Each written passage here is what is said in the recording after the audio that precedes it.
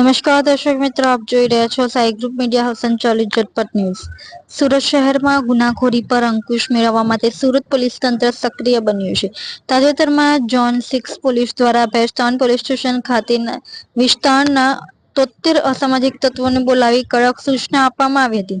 આ તમામ વ્યક્તિઓ મિલકત સંબંધિત ગુનાઓના આરોપીઓ છે અને હાલ જામીન પર મુક્ત છે। ઝોન 6 હેઠળ આવતા અલગ અલગ 8 પોલીસ સ્ટેશનના કુલ 73 આરોપીઓને એકઠા કરી બોલાવવામાં આવ્યા હતા। આ બધા આરોપીઓ વિવિધ ચોરી, ઘરફોડ, ચોરી અને મિલકત સંબંધિત ગુનાઓમાં સંડોવાયેલા છે।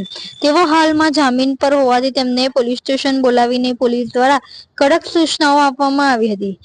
આ બાબતે ડીસીપી રાજેશ પરમારે જણાવ્યું હતું કે આવા તમામ આરોપીઓને સમજાવવામાં આવ્યું છે કે હવે પછી કોઈ પણ પ્રકારના ગુનામાં સંડોવાવું નહીં। કાયદાના દાયરામાં રહીને જીવન જીવવા માટે તેમને કડક સૂચના આપવામાં આવી છે।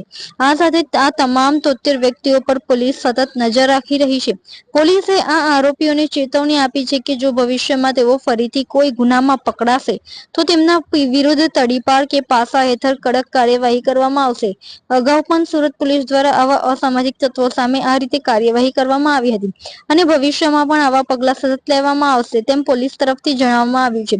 સુરત પોલીસે અત્યાર સુધીમાં 500 થી વધુ ગુનાહિત ઇતિહાસ ધરાવતા લોકોની યાદી બનાવી તેમને ચેતવણી આપી છે કે જો તેઓ ગુનાહિત પ્રવૃત્તિઓ છોડશે નહીં તો તેમના વિરુદ્ધ Gujarat control of terrorism and organisation crime કાયદા હેઠળ પગલાં લેવામાં આવશે। જી સર, કઈ રીતના આરોપીઓને ભેગા કરવામાં આવ્યા, શું કાર્યવાહી?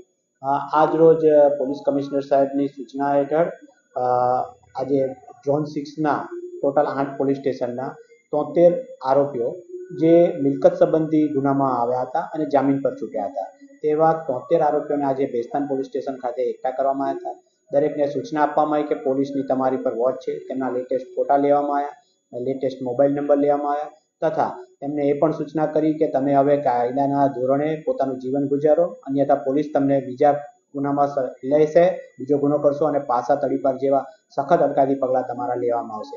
આમાં આ રીતે દરેકને સમજ કરવામાં આવી। સર, આ બધા ગુનેગારો કયા કયા પ્રકારના ગુનાઓ કર્યા હતા અને કઈ રીતના રીઢા હતા?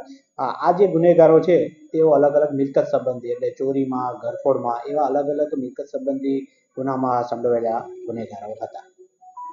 નવસારીમાં રાહત દરે ઉત્તમ સારવાર મેળવવાનું સ્થળ એટલે Kejal life in multi speciality hospital, જ્યાં સામાન્ય ઓપીડી ઉપરાંત સર્જિકલ, બાળરોગ, સ્ત્રી રોગ, ઓર્થોપેડિક જેવા વિવિધ વિભાગોના નિષ્ણાંત તબીબો, અત્યાધુનિક સુવિધાઓ સાથેનું આઈસીયુ તેમજ મા કાર્ડ અને આયુષ્માન કાર્ડ હેઠળ સારવાર ઉપલબ્ધ છે।